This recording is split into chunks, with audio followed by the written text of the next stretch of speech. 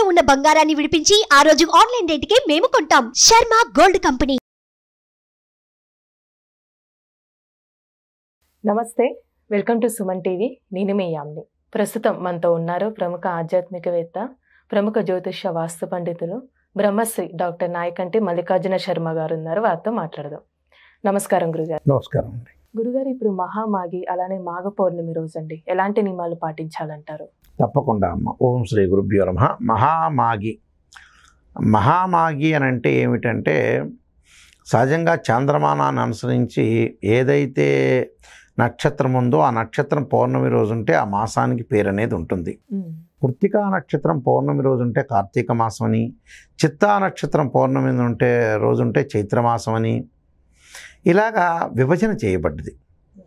అంటే పల్గుణీ నక్షత్రం పౌర్ణమి రోజు ఉంటే పాల్గొన మాసం అని, జ్యేష్ఠ నక్షత్రం పౌర్ణమి రోజు ఉంటే జ్యేష్ఠ మాసం అని చెప్తారు. అలానే మఖా నక్షత్రం పౌర్ణమి రోజు ఉంటే మాఘమాసం అని చెప్తారు. అంటే మాఘ పౌర్ణమి అంటే, పౌర్ణమి అంటే ఏదైతే సూర్యచంద్రుల యొక్క అంతరం అనేది 180 డిగ్రీలు ఉంటే దాన్ని పౌర్ణమి అంటారు. అంటే సూర్యుడు చంద్రుడు యొక్క అంతరం అనేది 180 డిగ్రీలు ఉన్న దాన్ని పౌర్ణమి అంటారు. అంటే ఆ పౌర్ణమి రోజున ప్రత్యేకంగా సహజంగా ప్రతి పౌర్ణమి కూడా చాలా విశిష్టమైంది. పౌర్ణమి అమావాస్య అనేది, అమావాస్య ఏంటంటే సూర్యచంద్రులు కోయిన్సైడ్ అవుతాయి. అంటే సూర్యచంద్రులు ఒకే స్ట్రైట్ లైన్ మీదకి వస్తే అమావాస్య ఏర్పడుతుంది. పౌర్ణమి వచ్చే సూర్యుడు చంద్రుడు యొక్క మధ్య ద్వారం అని 180 డిగ్రీలు ఉంటుంది. దాన్ని పౌర్ణమి అంటారు. పౌర్ణమి రోజు నదీ స్థానము, తటాక స్థానము, అలానే చెరువుల్లో కానీ బావుల్లో కానీ నదుల్లో కానీ స్నానం చేస్తే విశేషమైన పుణ్య ఫలితం వస్తుందని శాస్త్రంలో చెప్పారు. అందులో పౌర్ణమికి చాలా విశిష్టత ఉంటుంది. అందులో పౌర్ణమిలో ఆషాఢ పౌర్ణమి, కార్తీక పౌర్ణమి, అలానే మాఘ పౌర్ణమి, ఈ పౌర్ణమికి చాలా విశిష్టత ఉంటుంది. ఈ మహామాఘి అని అంటారు.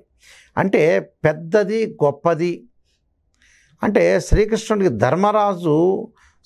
ధర్మరాజు కొన్ని నియమాలు బోధించిన రోజున మహామాఘి అంటారు.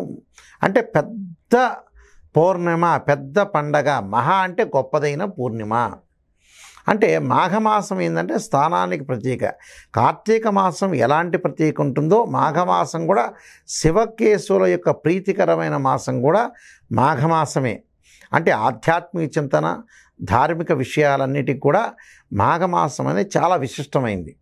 అందువల్ల మనకు మాఘమాసంలో శుభ కార్యక్రమాలు, గృహప్రవేశాలు, వివాహాలు ఇలాంటివన్నీ కూడా ఉంటాయి.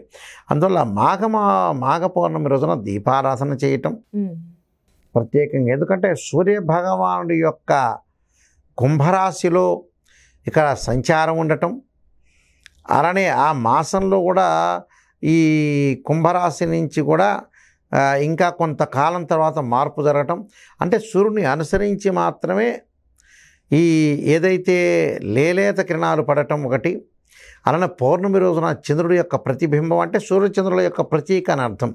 అంటే మాఘమాసంలో ప్రత్యేకంగా అందరికీ తెలిసిన విషయం, నదీ స్నానం అనేది ఎంతో విశేషమైన పుణ్య ఫలితం ఇస్తుందని శాస్త్రంలో చెప్పారు.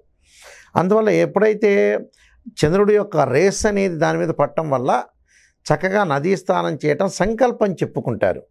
గంగా స్నానం అంటే సంకల్పం చెప్పుకోవటం అంటే ఏంటంటే ఆచమనం చేసి కేశవనామాలు చెప్పి మనం ఓం భూహో ఓం భూం స్వ ఓం మహా అని చెప్పుకొని మంత్రం చెప్పుకొని ఏదైతే వాళ్ళ యొక్క మమ క్షేమ స్థైర్య విజయ అభయ ఆరోగ్య ఐశ్వర్యాభివృద్ధ్యం అని చెప్పుకుంటూ సంకల్పాన్ని చెప్పుకుంటూ ఏదైతే మనకు మంచి జరగాలో దంపతుల యుక్తంగా పుణ్యస్నానం చేసే రోజు మాఘ పౌర్ణమి అంటారు.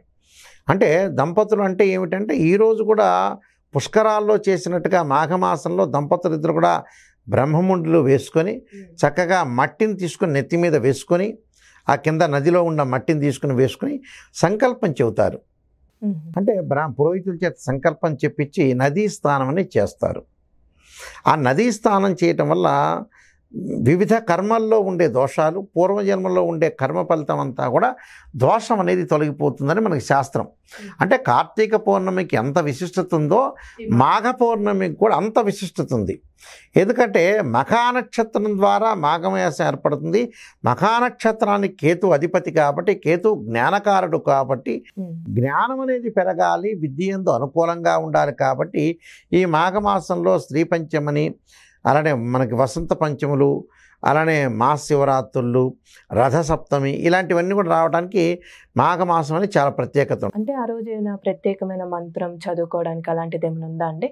మాఘమాసంలో పౌర్ణమి రోజున ప్రత్యేకంగా మంత్రంలో ఏదైతే కోరిక ఉంటుందో ఆ కోరిక గల మంత్రాన్ని మనం చేసుకోవాలి.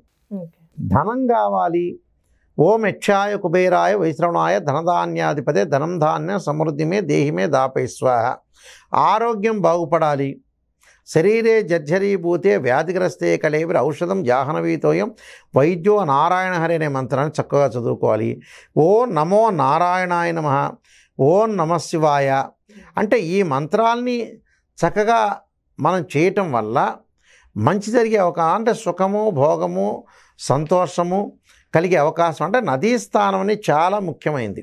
అంటే శరీరంలో రుగ్మతలు పోవటానికి ఏదైతే మాఘ పౌర్ణమి రోజున చంద్రుడు యొక్క కిరణాలు అలాగా లేస్తున్నా, ఉదయం పూట ప్రాతకాలం సూర్యుడు యొక్క కిరణాలు లేలేత కిరణాలు ఉండటం వల్ల ఈ సూర్యచంద్రుల యొక్క రేస్ అనేది పడటం వల్ల మనకి స్కిన్ సంబంధించిన డిసీజెస్ అనేవి పోతాయి. అంటే ఆ నీళ్ళు అనేవి పరిశుభ్రం అవుతాయి. ఆ నీళ్లల్లో ఒక కాస్మిక్ ఎనర్జీ అనేది, ఒక ఎనర్జెటిక్ ఒక పవర్ అనేది రావటం వల్ల ఆ సమయంలో మనం స్నానం చేయటం వల్ల స్కిన్ ఎలర్జీలు కానీ హెల్త్ పరంగా ఉండే ఇష్యూస్ తగ్గే అవకాశాలు బాగా ఎక్కువగా ఉంటాయి. అంటే ఆరోగ్యం మహాభాగ్యం, హెల్త్ ఈజ్ గ్రేట్ లక్ అన్న, హెల్త్ ఈజ్ వెల్త్ అన్నారు. ఈ మాఘ పౌర్ణమి రోజు ప్రత్యేకంగా ఇలాంటి స్నానాలు చేయటం వల్ల, స్థిరచానాలు చేయటము, దాన ధర్మాలు కూడా చేస్తారు. అంటే గోదానం చేయొచ్చు, భూదానం చేయొచ్చు, అలానే స్వయంపాక దానం చేయొచ్చు, వస్త్రదానం చేయొచ్చు, రౌప్య దానం చేయొచ్చు, అలానే స్వర్ణదానం చేయొచ్చు మాఘ పౌర్ణమి రోజున.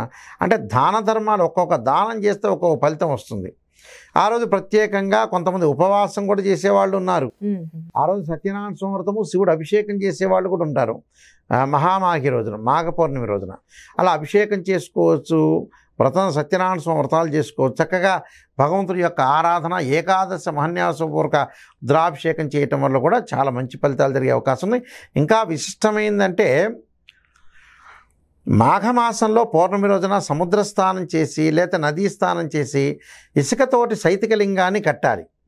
సైతికలింగాన్ని కట్టి శివుడి యొక్క పంచామృతాలతో అభిషేకం చేసి కొద్దిగా, ఎందుకంటే దాని మీద అభిషేకం చేస్తే మొత్తం కిందకి వెళ్ళిపోతాయి, కొద్దిగా పంచామృతంతో పనరసంతో చేసి అలా అక్షంతలతోటి, అంటే శ్వేత అక్షతలతోటి సైతికలింగానికి అభిషేకం చేసి పుష్పాలతోటి అర్చన చెయ్యాలి శివుణ్ణి. అంటే మల్లెపూలతో అర్చన చేస్తే మాఘ పౌర్ణమి రోజున మనకి సకల ఐశ్వర్యం కూడా కలిసి వస్తుంది. అలాగ లేకపోతే, అది కుదరకపోతే వేరే పూలతో కూడా అర్చన చేస్తే కూడా మనకి మంచి జరిగే అవకాశం ఖచ్చితంగా ఉంటుంది. చాలా చక్కగా తెలియజేశారు గురుగారు. ధన్యవాదాలండి.